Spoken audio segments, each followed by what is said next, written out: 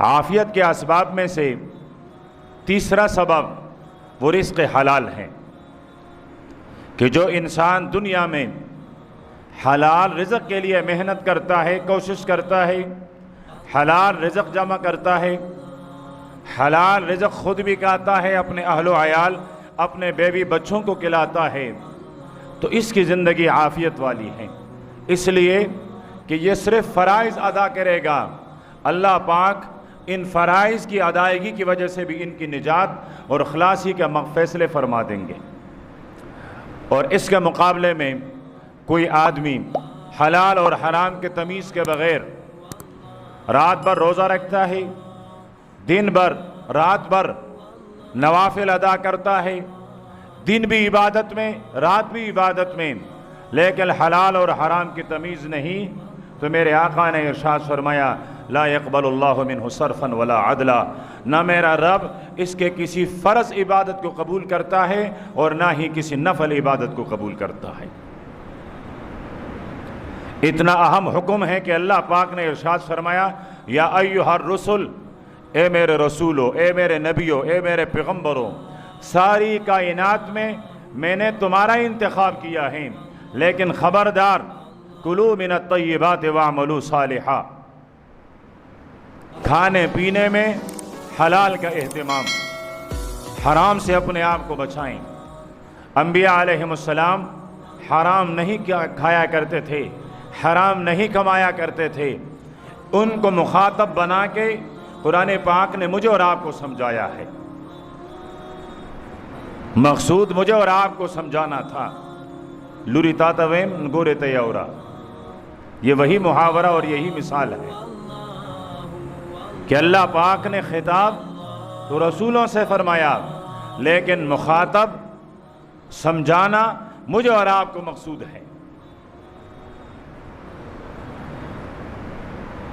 حضرت ابو بکر رضی اللہ تعالیٰ عنہ کا ایک غلام دن بھر مزدوری کر کے کچھ لایا کرتا تھا۔ حضرت ابو بکر ان میں سے رات کو کچھ کھایا کرتے تھے۔ ایک دفعہ وہ کچھ چیز لے کر آئے، حضرت ابو بکر رضی اللہ تعالیٰ عنہ جلدی میں تھے، پوچھ نہ سکیں کہ یہ آپ نے کہاں سے لایا۔ اس میں سے کچھ کھایا تو غلام کہنے لگا آقا ہمیشہ آپ پوچھا کرتے ہیں کہ کہاں سے لایا گیا، آج آپ نے پوچھا نہیں۔ فرمایا ہاں کہاں سے لے کر آئے؟ غلام کہنے لگا میں زمانہ جاہلیت میں کہانت کیا کرتا تھا، لوگوں کا قسمت معلوم کیا کرتا تھا۔ یہ جو فٹ پاتھ پر بیٹھے ہوئے ہوتے ہیں، جن کے پاس وہ پرندہ بھی ہوتا ہے اور وہ پرندہ کوئی کاغذ اٹھاتا ہے، اس کاغذ پر ملتے جلتے ایک ہی جیسے جملے لکھے ہوئے ہوتے ہیں، ان میں سے کچھ خوشخبریاں ہوتی ہیں، کچھ ڈراوے ہوتے ہیں کہ فلاں فلاں آپ کو یہ خوشی ملے گی اور فلاں فلاں غم بھی ملے گا۔ یہ ملتے جلتے تقریباً ہر ایک کاغذ پر لکھا ہوا ہوتا ہے۔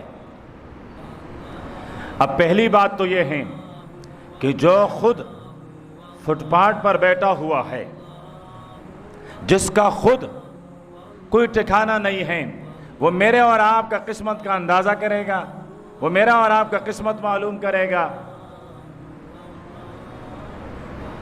وہ پہلے اپنے خود قسمت اپنا معلوم کرے کہ اس کی قسمت میں کیا ہے۔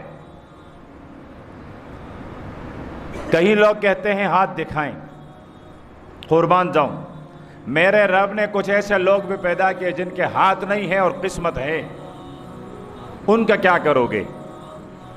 جن کے ہاتھ نہیں ہے، پیدائشی طور پر نہیں ہے، قسمت تو میرے رب نے ان کو دے دیا ہے، مقدر تو دے دیا ہے۔ اسی طریقے سے جن کے ہاتھ کٹ گئے، اگر ان کا مقدر ان کے ہاتھ میں تھا، ہاتھ کٹنے سے مقدر بھی کٹ گیا، لیکن وہ اپنے قسمت کے ساتھ پھر بھی جی رہا ہے۔